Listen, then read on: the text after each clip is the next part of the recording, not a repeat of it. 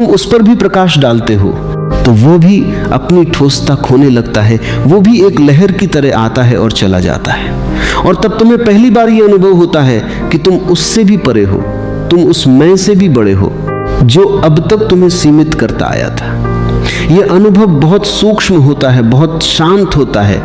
इसमें कोई शोर नहीं होता, कोई घोषणा नहीं होती, लेकिन इसकी गहराई बहुत विशाल होती है, क्योंकि यहीं से वास्तविक स्वतंत्रता का जन्म होता है। एक ऐसी स्वतंत्रता जो किसी परिस्थिति पर निर्भर नहीं है, जो किसी उपलब्धि से जुड़ी नहीं है, बल्कि तुम्हारे अपने होने की पहचान से आती है।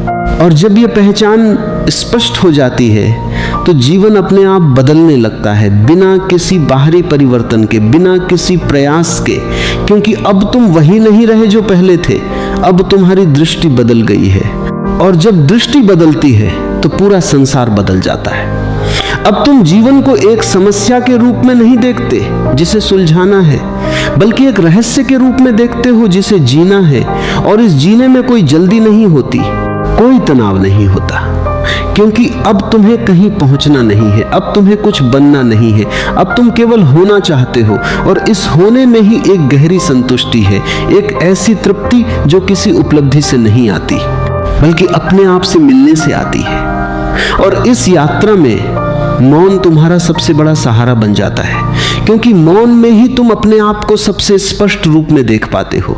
मौन में ही तुम अपने विचारों से परे जा पाते हो, और मौन में ही तुम्हें वह गहराई मिलती है जहां से सारा जीवन उत्पन्न होता है। और जैसे जैसे तुम इस मौन में डूबते जाते हो, तुम्हें यह अनुभव होने लगता है कि तुम केवल एक व्यक्ति नहीं हो, तुम एक व्यापक चेतना का हिस्सा हो, एक ऐसी चेतना जो हर जगह है, हर चीज में है। और यह अनुभव तुम्हें एक ऐसी करुणा से भर देता है, एक ऐसे प्रेम से भर देता है जो किसी विशेष व्यक्ति तक सीमित नहीं होता, बल्कि हर चीज में बहने लगता है। अब तुम्हारा जीवन केवल तुम्हारे लिए नहीं रह जाता, वह एक व्यापक प्रवाह का हिस्सा बन जाता है, जहां हर क्रिया में, हर शब्द में, हर मौन में एक गहराई होती है, एक सच्चाई होती है।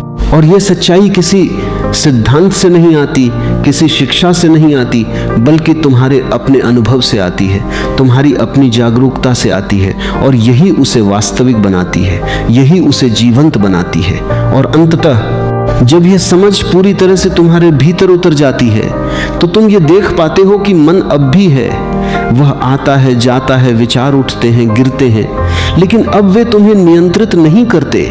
अब वे तुम्हारे स्वामी नहीं हैं, वे केवल एक साधन हैं।